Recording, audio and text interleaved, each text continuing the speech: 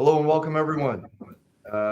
As part of Northstar's continuing series, Our Future in Space, Northstar and I are pleased to host this special live panel discussion on space domain awareness as geospatial data in honor of Kevin O'Connell receiving the 2024 Arthur C. Lundahl Thomas C. Finney Lifetime Achievement Award.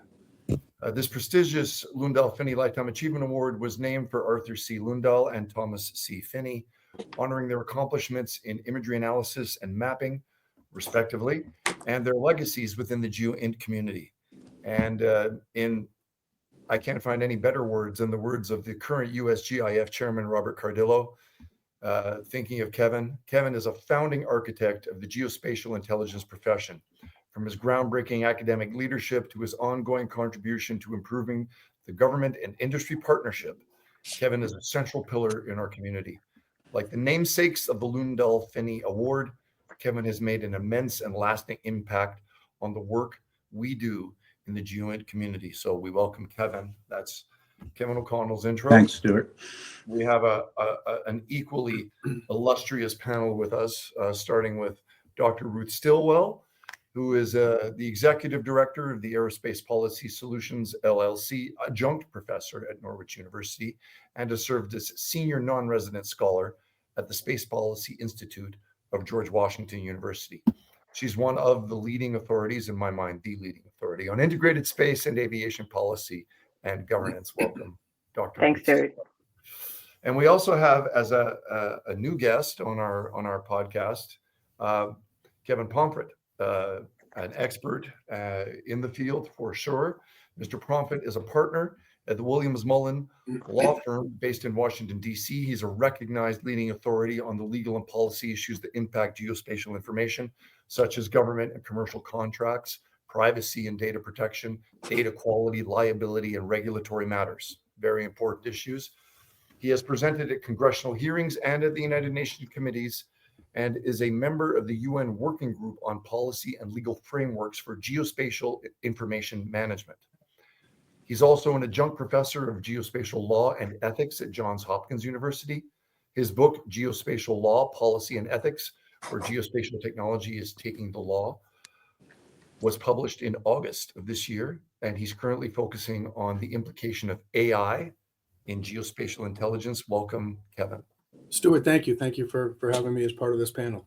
It's really our privilege. So please allow me, folks, give me a couple minutes. What I want to do is kind of paint a contextual picture for the audience, and then we'll get into some specific kickoff questions. Starting with Kevin, we'll do a couple of questions to Ruth and Kevin Pomfret, and then we'll get into some open questions, take questions or use our own questions to work our way through this topic. So let me paint the context.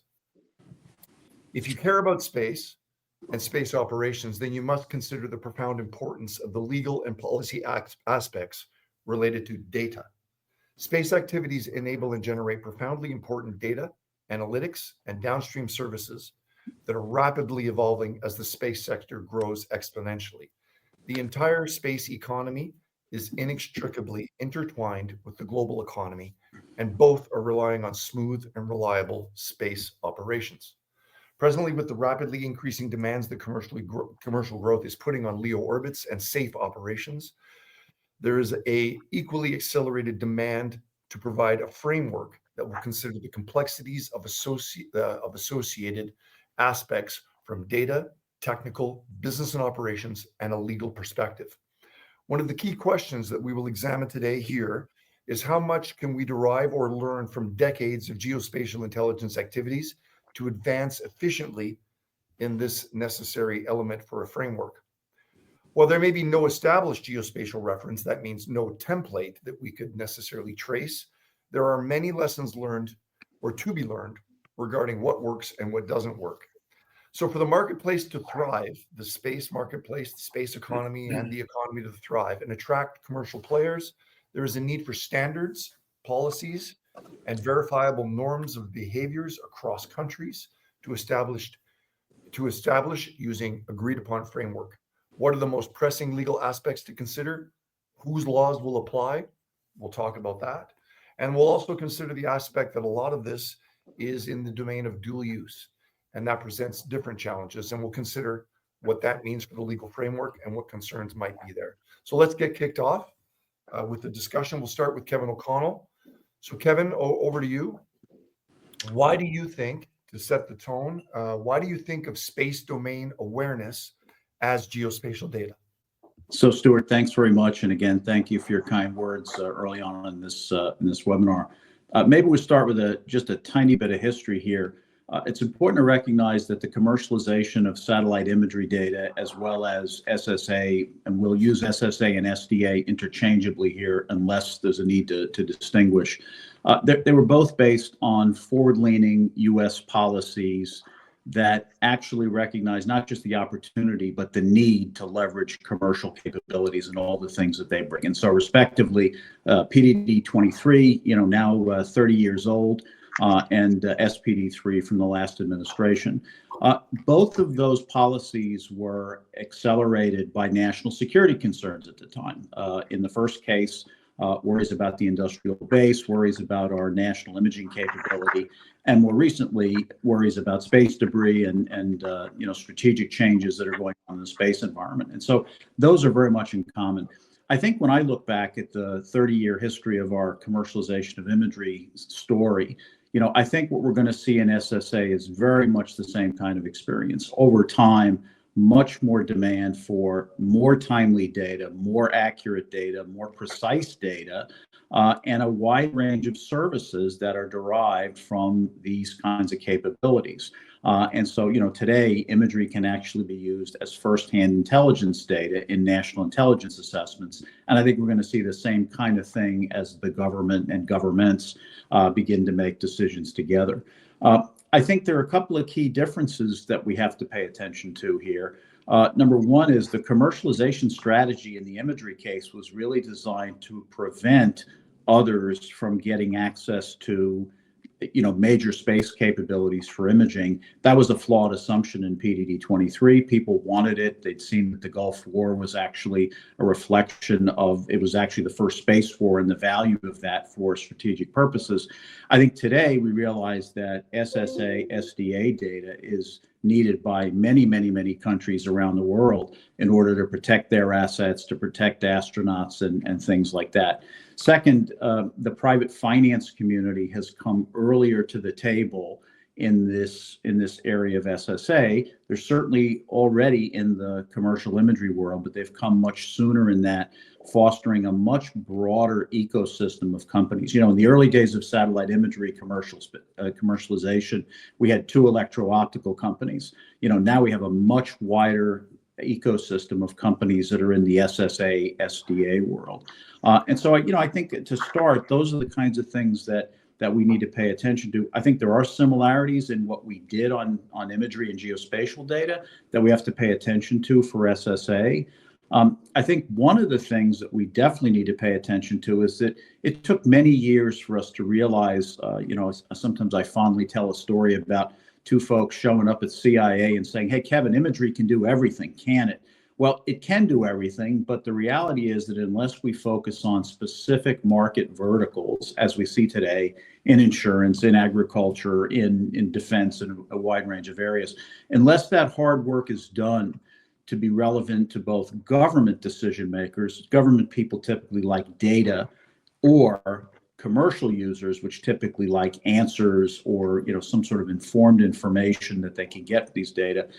That kind of work has to go on in the space domain awareness business as well. It's already underway. We're seeing multiple companies coming up with ideas related to RF monitoring, related to new kinds of services that they'll bring into the market. So I think there are strong parallels. I hope we'll dive in on them during this hour together. And so I think I just stop there. Yeah, that's great. I mean, what I picked up on a lot of your stuff there, and we're going to get into it later, but you talked about assets, and what I want to get into in this discussion all around the panel is data as an asset. Data is an asset, and how should we be treating it as such?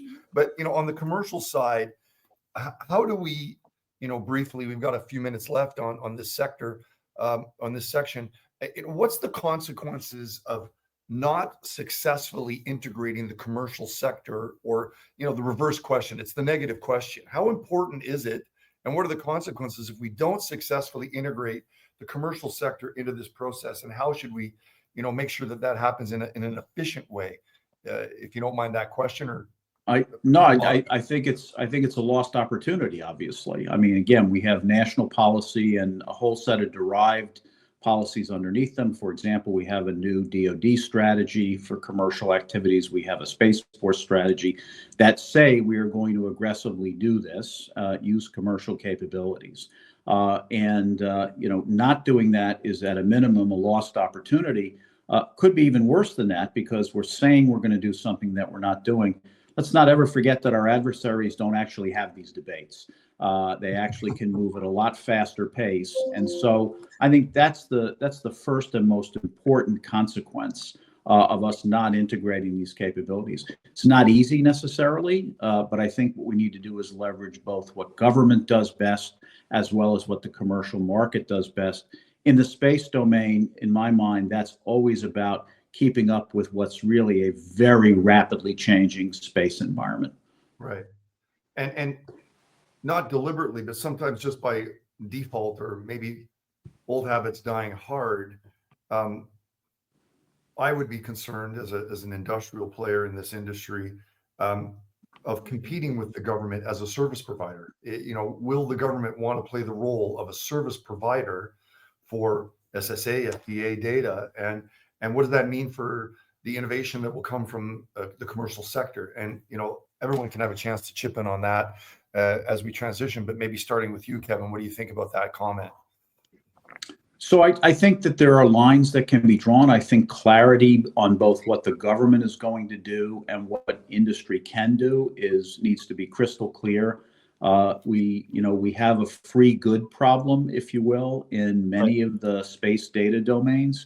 And so what's needed is clarity for the market on where they can actually pick up the ball, and where there's going to be essentially a government-run free market where there's probably relatively little commercial value, not no commercial value, but relatively little. So clarity is really needed between what the government is going to give away for free for understandable safety and national security reasons, as opposed to where the market can be allowed to be flourished, by virtue of creation of new services, products and services. So Ruth, what would you say about all we've said up to now in the context of what kind of lessons can the space community learn from the terrestrial experience in GIS? Before we go on to that, I want to touch a little bit on what Kevin said, because it's really important. When we talk about the commercial sector, we talk about it in an aggregate, but there are really different phases when you talk about going from a government service provision to commercialization. And if we are stuck in this hole of where government is the main customer, that the commercial industry is developing just to serve the government, we really don't have a commercial industry. So if the government is going to be dependent on commercial providers and assume that we will have this technical innovation and the growth that the private enterprises provide, there has to be a viable commercial industry available. And this gets back to what Kevin said about a free good. If the government then takes away that marketplace, then we get in this stepwise approach where we're just stuck in this middle, where we're not quite government and we're not quite commercial, but we are commercial providers of a government service. And that is not a commercial marketplace. And that doesn't bring with it the benefits that we saw in geospatial information, where you began to build a customer base. There's vertical markets that Kevin talked about. So as we move forward, it's very important to think about it from that policy construct, that it is not just the commercial industry serving the government as the dominant or only customer, and that how do we build a healthy industry? And that's where we have the lessons to be learned. And those lessons are very, very important, because getting to space is a very exquisite process. Operating in space and legal and policy frameworks are not. We have a lot to learn from what's really going on and how you have a vibrant, healthy commercial industry where a government is one of many customers. But if the industry is dependent on government, then you will not have a healthy commercial market. You need to have an industry where some of the providers function without the government as customer, because otherwise then it is just governments picking and choosing winners and losers, and you never get the innovation cycle that we see in a truly commercial marketplace. So what we need to learn is how we make sure that the government as customer does not impede the growth of the industry itself. That's really important. Kevin Pomfret, not to take away from what's been said, feel free to add to that, but I also want to load you up with, there seems to be a bit of a juggling act that needs to happen, a trifecta that has to come together. We have to consider business matters. We have to consider technical matters. We have to consider legal matters. And there's, different elements and different ways to pick up each one of those objects. But it seems, at least in our prep up to this conversation on air, that these aspects of business, technical, and legal somehow, and that's what I want you to maybe expand on, need to work together to address this overall framework issue. I'd really like to get some of your perspective on that in terms of where with GeoInt and where this is working and how it's working, and get some perspective from your experience, please. Sure, and thank you. I do want to sort of touch on the role of the government, and then I can move to that, because I do have some thoughts, and I think it relates back to the geospatial aspect as well.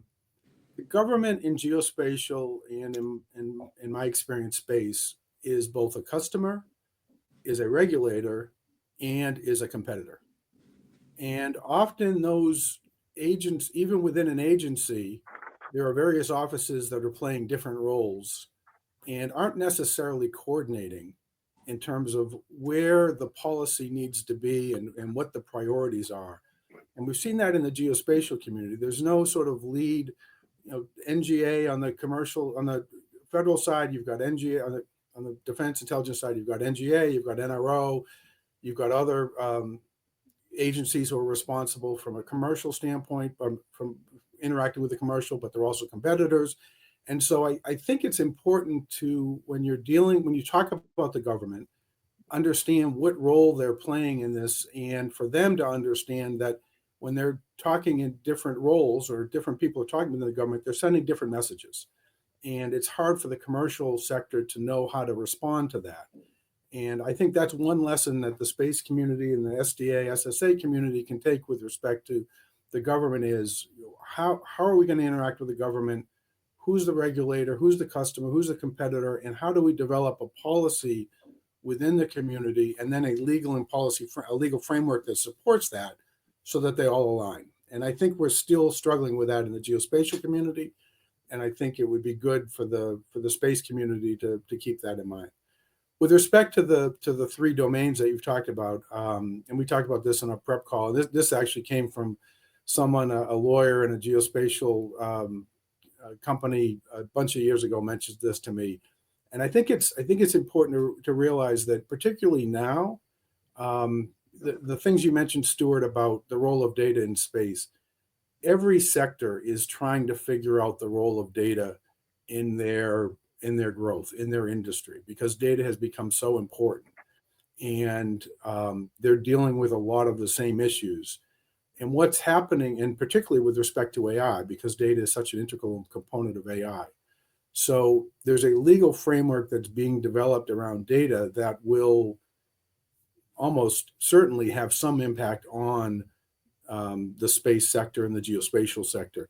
It's not being driven by either space or geospatial experts, but it is developing. It's developing around AI. It's developing around privacy, which is probably less of an issue around here.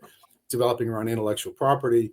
And all these things are happening. And so I think it's important for this community to be aware of that, to follow what's going on, and when appropriate, to participate in those discussions, to have a seat at the table.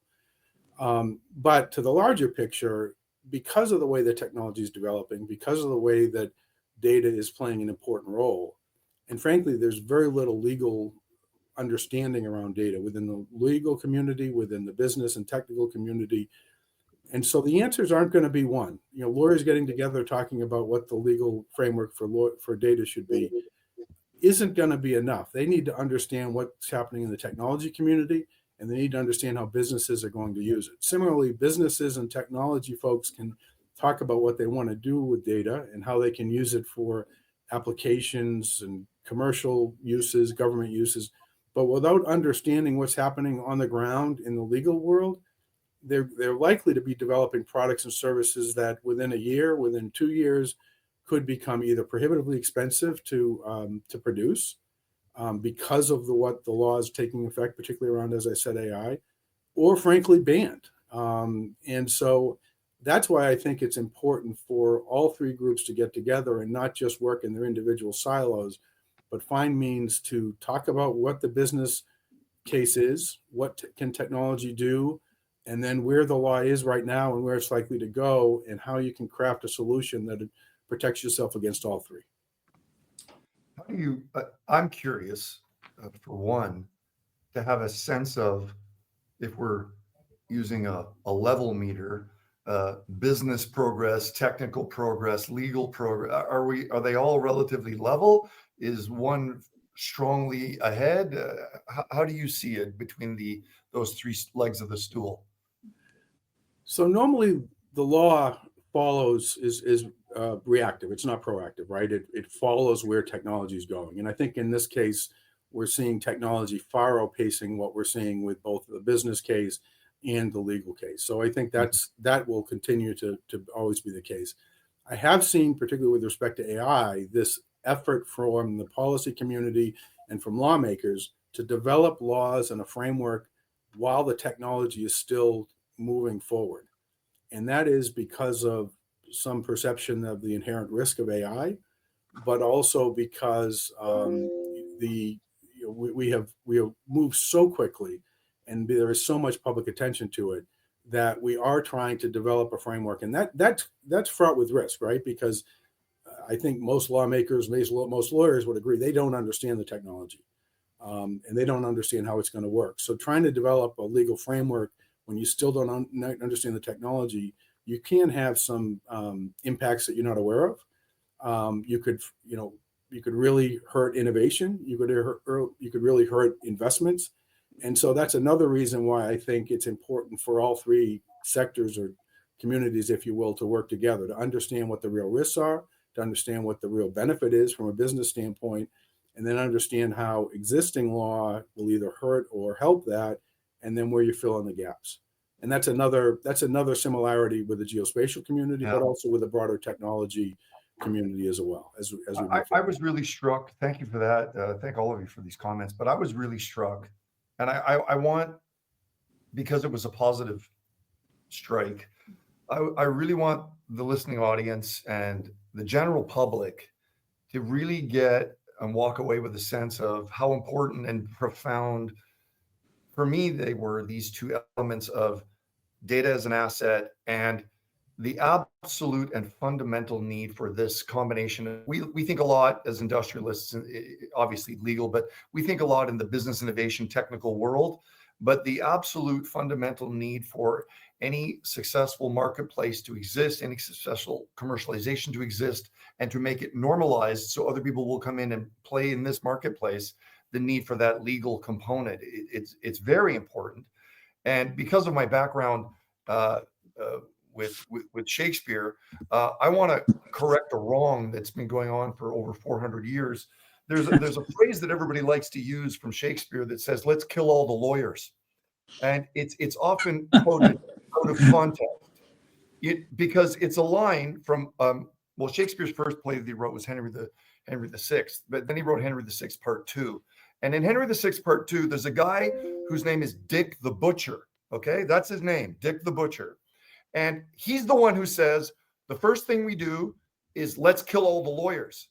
And everyone keeps the phrase, let's kill all the lawyers, thinking, yeah, let's kill all the lawyers. But it's really taking it out of context. It's a satirical remark that underscores how important it is to have the lawyers upholding the justice.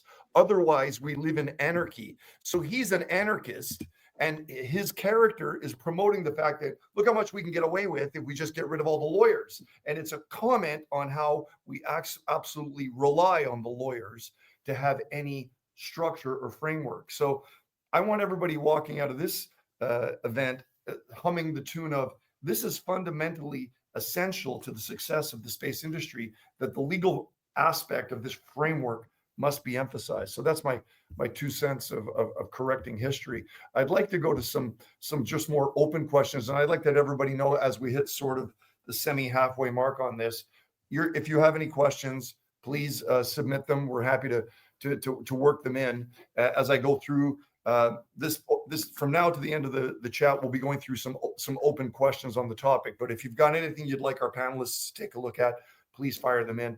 But I guess I'd like to come back to around the table. Everybody take a shot at, let's talk about the free good challenge and how do we clarify that? And what are the most pressing issues around that free good challenge? Are we treating the data as an asset? What's necessary for that to be done in a way so it's a sustainable model? Is it really free if the government's paying for it? And how do we get a proper legal framework that helps it rather than exacerbate it? So open floor, first come, first serve. Ruth, why don't you go first? Yeah, it's a really important issue because we have no problem understanding the value of the product or the data as a saleable good, that is something that has value that people will pay for. How they get that to that point, to that product point, to imagine that it should be free, that it should be provided, in this altruistic way, doesn't fill that logic chain, right? It's very expensive to gather the data. Unless you are willing to say, we want the government to pay for all the data so that we can use it freely and to build all the infrastructures, then you have to say, what is the value of the data so that it can be sold to the person who is going to use it to provide a product that is going to be sold in the same way that anything else in the supply chain feeds into the end product. And when we talk about supply chain, that brings me immediately to that question of how do we protect the integrity of the data, ensure the provenance of the data? If people are making a decision based on that data, how can they be assured that it is of a quality that can support the decision that is made? But it is an input into the supply chain. And we shouldn't think of data as something different than all of that. It is a one of the items that is used to make an end product that is a commercial product that somebody is paying for, even if that somebody is a government customer. So somehow we got caught up in this mindset that because it's the raw good, that it should be free. There is nothing that we think of in that way other than data. There's no other product, there's no other element in the supply chain that people go, oh, that should be provided by free, or somebody else should pay for that so that I can use it without any additional charge. So we need to break that mindset. How we do that, I'm going to look straight to Kevin Pomfret, because that is an issue that I know that you have dealt with in that industry for quite some time. Well, I'd like to inject an image that you conjured, Ruth, successfully, that I remember reading. It was the cover of The Economist when I used to get it in print magazine, and it was a bunch of oil rigs with names of big data companies on them, like Google and Microsoft and everything else. And they said data is the new oil, but somehow oil is an asset and data is not. I want to make everybody remember that cover. If you want to go find it, I'm sure you can. Data is an asset. It's as valuable or more than oil, and it drives our economy. So I want the audience walking away knowing that talking about free data is very dangerous, because there's a lot of companies that are working at innovating to make data available and to provide improved quality of life, sustainability of our environment, communications. It's all based on data. So Kevin, I'd like you to maybe pick up from that and maybe comment, and then we'll finish off with Kevin Pomfret. So Kevin O'Connell, if you could. Let's add to the complexity here the whole international aspect on the space domain awareness question, because if it's complex at the national level, it's even more complex at the international level. It's the reason why space law is a pretty hot topic these days. How do we going to reach international consensus on some of these things, if ever? And so I want to dig a little bit into what Ruth was saying about data. Sometimes the perception is that industry doesn't care about these things, data integrity, data provenance. They care about them quite a bit, and they invest in them. I'm tired of hearing the fact that companies don't care about space sustainability, because if you thought about that for a second, it's their path to revenue and profit and innovation that ideally can be sold to a lot of people. And so in very much the same way that we thought about cybersecurity a decade ago, with a lot of CEOs saying, boy, I don't want to invest in that, they realize that it's a necessary cost of doing business. it's a necessary cost of doing business with the government. If the government has a certain standard that's different from a commercial standard, that's okay too. But if they want to make sure they have mission assurance, they're going to invest in the sustainability aspects driven by improved understanding of the space environment, as we're talking about with SSA and SDA. And so, I think commercial interests and government interests are aligned here. Whether the technical standards are exactly the same, that's the different question that needs to be discussed. Thank you, Kevin. Kevin Pomfret, I'd really keen to hear what you have to say about all this. So a couple things. One is this discussion is very similar to the discussion that's taking place within the geospatial community. In fact, I had a exchange on LinkedIn just this past weekend about this issue with a government person who was talking about the need, talking about data as an oil, data as an asset like oil, and are we getting the value, and talking about what we needed to do for why isn't it being used? And one of the things that I said is because I don't think most people think of data as an asset. As a lawyer, I see data, the role of the lawyer is both to mitigate any risks associated with the data and also to enhance its value, right? And to make sure that you protect its value. That's my role. But for some reason, the geospatial community and increasingly in the space community as well, there's this perception that data is different, to Ruth's point, than any other asset, than software or hardware, in the sense that you buy it once, one government agency with one government's budget buys it once and then can share it with other government agencies, can share it with the allies, can share it with the scientific community, can even maybe make it available to the commercial sector because the government has paid for it once. Well, it hasn't paid its full value for all of those uses. It's paid the value that it had in its budget under one procurement for one set of uses. And that mindset is very much in the geospatial mindset as well. I think it comes out because both the geospatial and the space community came out of the government sector making data available, and that was a big thing that the U.S. did during Landsat a number of years ago. And to its credit, it has created a great economic value. But there's a difference between government data being made freely and openly available and the government only paying for it once, and the commercial sector, to Ruth's point, spending a bunch of money to build satellites, to launch, the risk associated with it, and the processing and all of the inherent in that. It costs as much, if not more, than any software product. But for some reason, the government isn't saying that software providers need to make their software free throughout the government, but they feel that they should be able to do that with data. I would also argue that also hurts protecting against the risk, because what I see is data being used in ways that maybe it's not suited for, because you don't have the contractual protection, you don't have the sense of data being an asset, and you use it for things that maybe it's not the right quality, it's not timely enough. And now I'm talking more in the geospatial sector.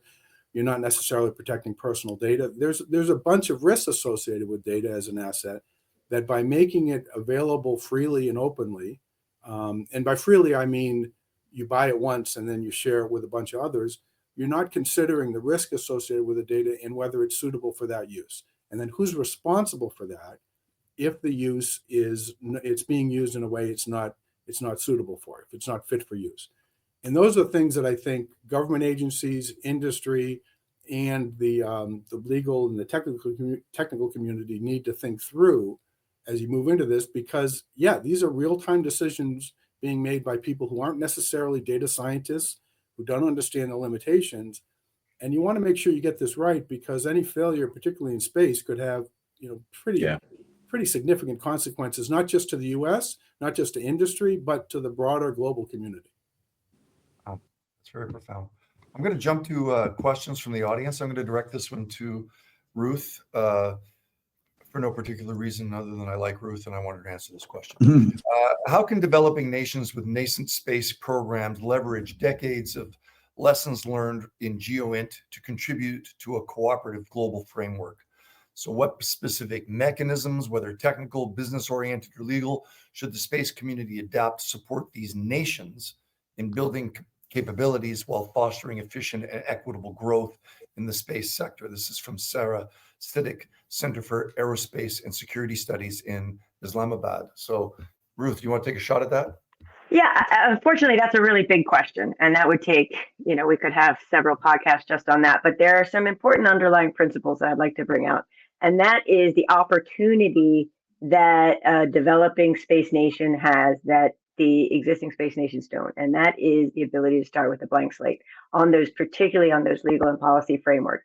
They can jump over a lot of what has been done before and not have to undo policy frameworks, regulatory frameworks, and can start to look at how you support a healthy space economy without having to support a legacy space environment. And so the developing and new entering space nations should think of themselves as that innovation framework, that opportunity to say, we'll take what they've learned, but don't necessarily copy the frameworks that exist because we are not constrained by their legacy systems.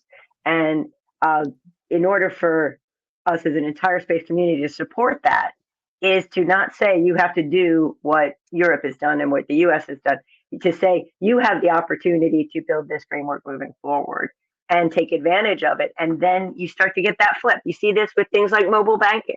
That happened because the terrestrial infrastructure wasn't available to support the kind of systems that were in the more developed states when they moved towards it. So instead of seeing the developing world as trying to play catch up, how can they leapfrog what's going on? And there's so many examples of this through technology history that we should learn from, not just from the geospatial community. So that's my short answer to a really big question that we create more time for. I love it because you flipped it on its head and said, let's use it as an opportunity to leapfrog instead of always relegating ourselves to the underdog. If you're in that position, let's see what we can do to take a fast track and go quicker. Kevin Pomfret, you want to add something to that? Yeah, a couple things. Well, one thing in particular, the geospatial community, since we've talked about that, actually through this UN geospatial information management effort has put together strategic pathways to integrate geospatial information into the broader economy. And I include at least Earth observation data into that. Now, SSA is not, wouldn't necessarily be part of that, although I think there's, to the point of this webinar, there are lessons that can be learned. And one of the things, there's a strategic pathway too of these, the UN IGIF, that talks about developing legal and policy frameworks. And to Ruth's point, it talks about how you can use where you are and do a gap analysis and how you can sort of leapfrog going forward, and so that you can adopt these new technologies in a way that would make sense. So to answer the question that was posed, I would suggest as a resource to look at the strategic pathway too, not from its geospatial standpoint, but how it but how it adopts to what you're trying to do in space, because it talks about gaps analysis. It talks about bringing together peer groups and stakeholders and having discussions about what laws are holding you back, what laws do you need to have in place, because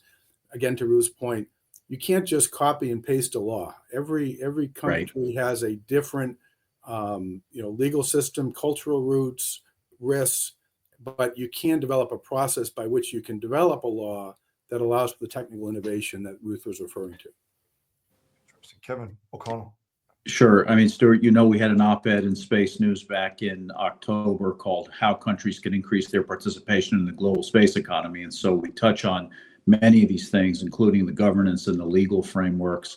It's very important. Kevin just hit on it. Every country will have a unique path to pursuing these things, but they can do it in such a way that actually encourages innovation, that actually encourages commercial activities.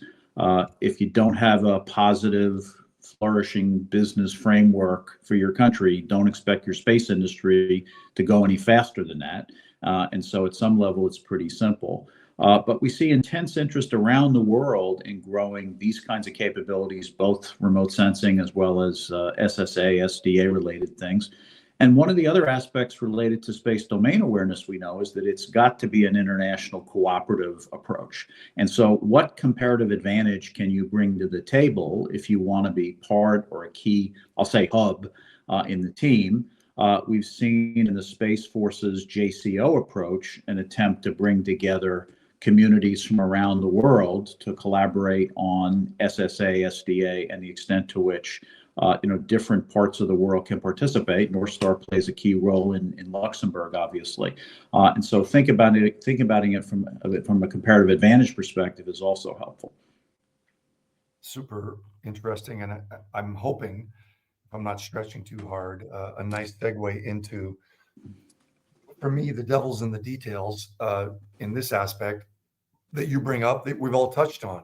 When there's an international component, and it's a undeniable international component of what we're talking about, who is going to be in charge for verification and validation of the data? How is that going to be done? And who would ultimately curate the data or the information as it's being processed and delivered to the various clients? So the concept of curating the data, verifying and validating the data. Kevin Pomfret, what would you have to say about that? First, I think it's a really good question. Second, it's a really hard one. I think one way to do that is through standards organizations and developing processes by which data can be standardized throughout the process in terms of collection, processing, distribution, and making sure that it meets some level of standards so that a user can know that it has gone through this process. So standards is certainly one. That can then be integrated into a legal framework in several different ways. It can be included into, from the government side, it can be included into RFPs. It can be included in some cases into policies. It can be included into contracts, so that you're making sure that the seller of the data or the processor of the data or the middle man in the process is following these, is holding themselves out as following these standards. Those are two ways to deal with that. There are other ways to mitigate the risk, some of the risks that are associated to what you discussed, Stuart. Certainly contractual terms, representations and warranties, insurance, indemnification language. So there's a number of tools in the toolkit that a lawyer can use. But I think from a business and technical standpoint, you don't want to have to get the lawyers involved. That should be a backstop.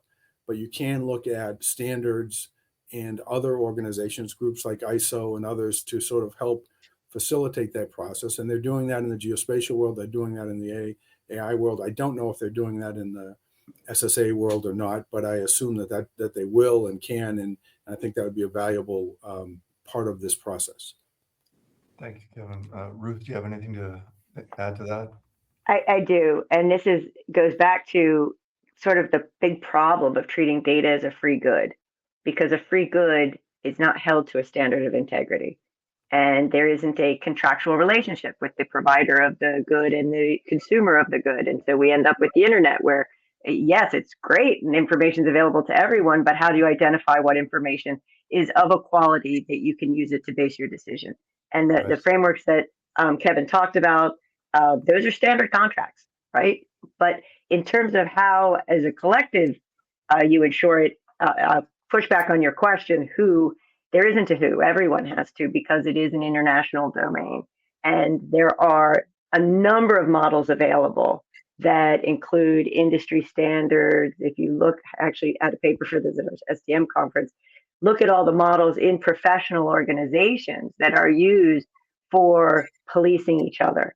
And what happens when you have a commercial good that is sellable is that if you don't meet those standards, the customers do not come for your product.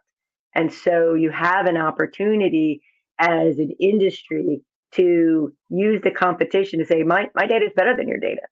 And then there is a push to improve it. But that gets to, again, the provenance of the data, how we look at information management, how we structure it in a decentralized way so that people have the ability to go back to the provider of that data and say, you said X, I relied on that for decision Y, and if it was right or wrong. And if we don't have that supply chain model available, then we're just all kind of hoping for the best, and hoping for the best is not good enough. So all of those structures play together, the legal structures, the professional structures, and the competitive structures in order to ensure the quality of the data in the end state. But if we treat it as a free good, there is absolutely no way to get there. I love the way you tied that together, because I really want, to cement that image for the audience in whatever aspect they're watching this, to really dig into what that means when you say, it reminds me of a conversation I had years ago with Kevin O'Connell about, who cares more about the quality of their data than a commercial enterprise who goes out of business if the quality isn't built in. You don't see big lineups outside the ice cream shop that makes the worst ice cream in town. You got to make good ice cream. So, Kevin, what do you have to say about all of this validation, verification, curation, and again linked to the free good matter, the way Ruth so elegantly put it together? What do you have to say?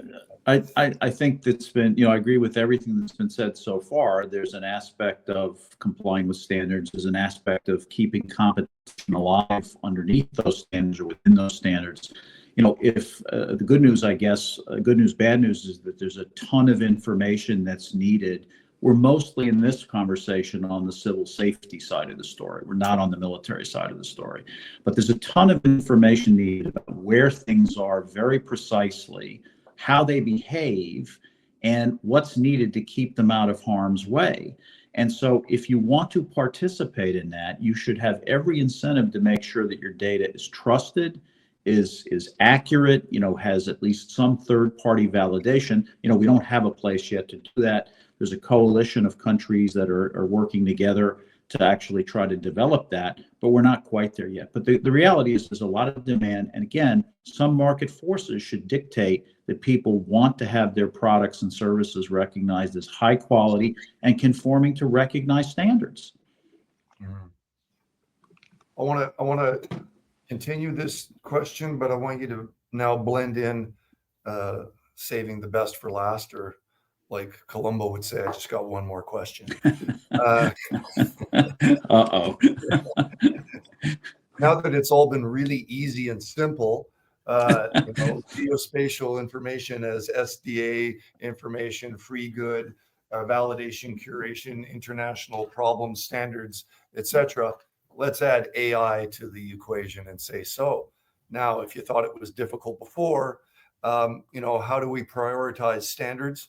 How much do standards, or will standards play an accelerated role or not, or don't pick it up that way? But what is the AI factor? And just as a few thoughts to inspire, this is big data compounded with, okay, so now where is the actual source now that it's been artificially intelligenced on multiple steps through? How does that influence the development of standards, the laws, the intellectual properties, related issues, the originator of the data, and then the supply becomes more complex because the supply chain is more complex. You got large language models and the structures around them, and they're now going to be introduced into the data flow. So for me, that's the icing and the cherry all on top of this is a complex issue.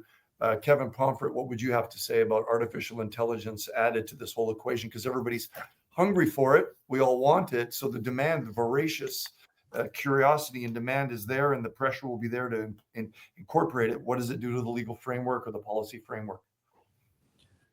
So I have a couple thoughts. First is, and Kevin O'Connell's heard me say this more times than I'm sure he'd care to hear, but the geospatial community was big data before big data was cool, right? In terms of the size of the data sets and the amount of data and how it was being used. So, and they've been using AI for years as well. Now, not generative AI, but various types of AI or machine learning for a number of years as well. So they have a tremendous amount of experience in this area, and the space community has as well, particularly around the remote sensing, right? So I don't think AI itself is is new to either communities. It is something that the legal community is trying to deal with, and in two ways. So in the way that I see it, one is sort of traditional concepts around intellectual property, liability, national security, the issues that the lawyers and lawmakers and policymakers have been dealing with for years, the dual use aspect, all of those things, they become more complicated because of AI.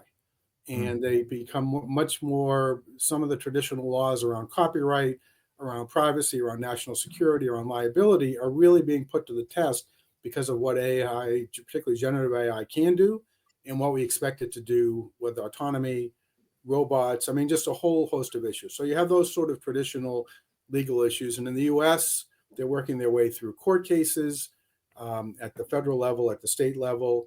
We're seeing that also in replicated in other countries, in other domains associated with that. But then there's also how lawmakers are trying to deal with this, both in the US at the federal and state level, and then in the EU with the EU AI Act, in terms of developing a larger framework around AI. And I think the challenge is going to be, how do these frameworks impact the space community, the geospatial community? Because a lot of them are risk-based. And so if something's significantly risky, it may be prohibited. If it's only a high risk, it may be subject to greater scrutiny. You may have to do greater validation around where you got your data from, that it's accurate, that it doesn't discriminate, that there's a whole litany of issues that are being addressed with that, right? So the challenge would be if it falls into something, if a particular space activity falls into a risk category that requires greater scrutiny of the data, greater testing, third-party validation, doing a protection impact assessment that you then have to share with the government that slow things down. So I think that's, to me, is where you're going to see the greatest potential of having from a legal and regulatory standpoint, slowing down the process of AI on some of the applications that we're talking about. Now, in most cases, there's an exception for military and intelligence uses, so you don't have to worry about that. They've got their own set of rules that they need to deal with. But when you're in the civil side, you're dealing with civil agencies, and you've got lawyers there who don't understand the technology, the law's unclear, they don't understand how it's being used. They're more likely to say no than yes. And trying to get them to yes is going to be, from the commercial sector, I think, an important an obstacle they're going to have to work through. Going to be an impediment? What's that? Is it going to be an impediment? I think it could be, at least initially. The uncertainty associated with it, trying to convince them that the application that you want to build, or the use case that you have, and that your data is accurate enough, or you're complete enough, or robust enough. I do think in some instances I've seen that in the geospatial community, because again, you've got lawyers in these government agencies who do all sorts of things. They're not focused solely on this, and you're asking them to agree to a use. They've got this law out there that's still developing and they don't understand. And so you're going to have to educate them. And this goes back to the point that we talked about before, Stuart, which is why it's important to include lawyers, business folks, and technical folks together to find solutions that work for all three.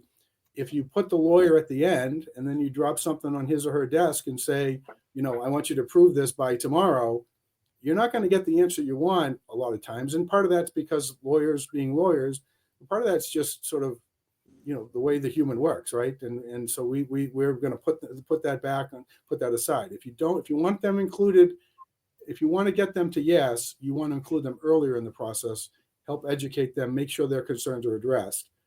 And Ruth, we talked about this in our prep call.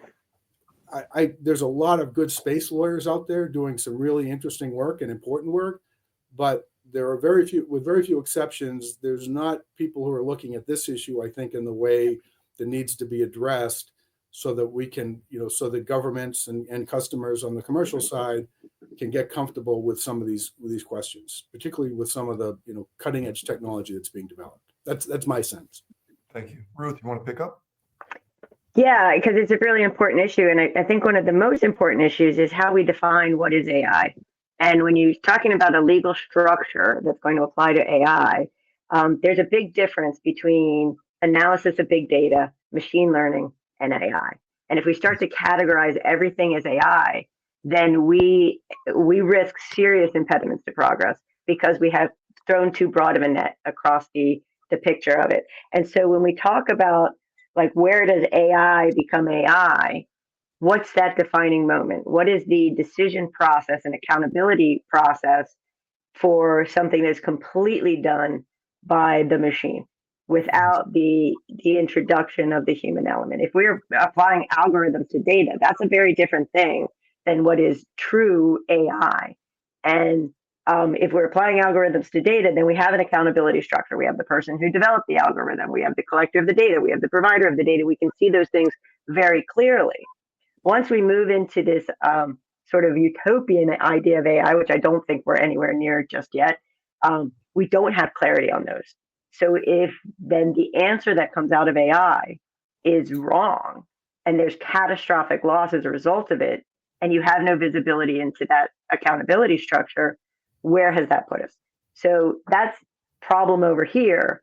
The big problem for us today is that policy and laws are developed that categorize things that are not AI as AI and constrain our progress forward in those elements where we already do have sort of clear structures and available instruments. I just was inspired by what you said. I'm coming to you, Kevin O'Connell, because you're the granddaddy on all this. To a certain degree, at least in terms of mentoring me as an industrial player in this field, I feel that AI has a branding problem in that it's called artificial intelligence. It's not augmented intelligence. It's not added intelligence. It's not advanced intelligence, all starting with A. We've used the word artificial, which I don't think conjures a lot of positive reaction when you think about it. And it's not artificial. It's just not done in a manual way. So, Kevin and I have had many conversations about Space 1.0, Space 2.0, and this is data all on the back of all of that. I want to, again, maybe get the general public visualizing. Before Picasso painted Cubism, he did landscapes and portraits as good as any other artist. You don't go straight to Cubism necessarily. You got to learn the skills and the fundamentals that are associated with any art, and there's an art associated with what we're doing. Kevin, we're at the end almost of our time. On the final word, what do you have to say about AI and what it's all about? Yeah, I mean, look, we're using AI today. We're using it in mission planning for deep space exploration. We're using it in tasking and retasking decisions. And so it is already being used by whatever definition that we're considering here. The reality is we're going to have to use more of it as the space environment gets much more congested, and we have to be much keener on where things are and how to keep people safe. And so we're going to have to grapple with this. Technology always outpaces law and policy. It's a given, but we're going to have to find a way to grapple with these issues. I think looking at best practices as people perform and start to experiment with these things, is going to be very, very important. And people need to consider the consequences, the liability associated with using them in a particularly risky domain or in a particularly risky application when they should consider all of the consequences of using it in that way. We'll start to see more automated maneuvers and things like that. And so how will we learn from our experiences collectively on that so that people are using it in the right way and not in the wrong way? Kevin, thank you for that. You're so succinct and measuring probably time at the same way as I am. We have come to the end of our time a lot quicker than I would have liked, and maybe hopefully the audience feels the same way. It's been a pleasure. I'm Stuart Bain. I'm the founder and CEO of North Star Earth and Space, and it's been my heartfelt privilege to congratulate Kevin on his Lifetime Achievement Award, and I'll be there in person in DC to share that moment with him. And it's always a pleasure to be with Dr. Ruth Stillwell and her. She got comment of the day, by the way, from the question and answer that you got on that international. You made that perfect day with your comment of leapfrogging. I wanted to give you that credit, pass on that credit. And the latest addition to our panel, at least for now, and probably we'll come back because this is such a big topic. It's been a real pleasure and privilege to have Kevin Pomfret with us here today to give us such insights into this very complicated, complex problem. Hopefully, we've shed some light on it for those of you who have participated. I really want to thank everyone for participating, both on the panel, the tech staff that supported it and made it happen, our researchers and the production team, and the audience for just participating with that. I'm Stuart Bain. This is our Space for the Future, and we're signing off. Thank you very much. Thank you. Thanks, everybody.